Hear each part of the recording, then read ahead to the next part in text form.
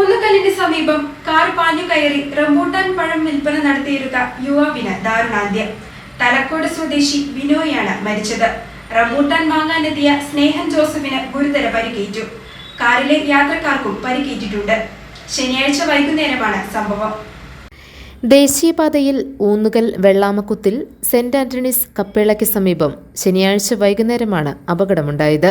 ഇവിടെയുള്ള ഹോട്ടലിന് മുമ്പിൽ റംബൂട്ടാൻ പഴം വിൽപ്പന നടത്തിയിരുന്ന തലക്കോട് മുണ്ടക്കൽ ബിനോയിയാണ് മരിച്ചത്. 40 വയസ്സായിരുന്നു. റംബൂട്ടാൻ വാങ്ങാനെത്തിയ ഊന്നുകൽ വെള്ളിപ്പനയിൽ സ്നേഹൻ ജോസഫിന് ഗുരുതര പരിക്കേറ്റു.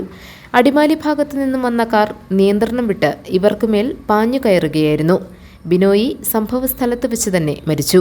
സ്നേഹന്റെ സ്കൂട്ടറും തകർന്നിട്ടുണ്ട്. സ്നേഹനെ ആലുവ രാജഗിരി ആശുപത്രിയിൽ പ്രവേശിപ്പിച്ചു. രോഗിയുമായി കോതമംഗലത്തെ ആശുപത്രിയിലേക്ക് വന്ന കാറാണ് അപകടത്തിൽപ്പെട്ടത്. കാറിലെ യാത്രക്കാർക്കും പരിക്കേറ്റിട്ടുണ്ട്. ബിനോയിയുടെ മൃതദേഹം കോതമംഗലത്ത് ആശുപത്രി മോർച്ചറിയിലേക്ക് മാറ്റി. ഊന്നുകൽ പോലീസ് തുടർ നടപടികൾ സ്വീകരിച്ചു. GTV news, Kothamangalam.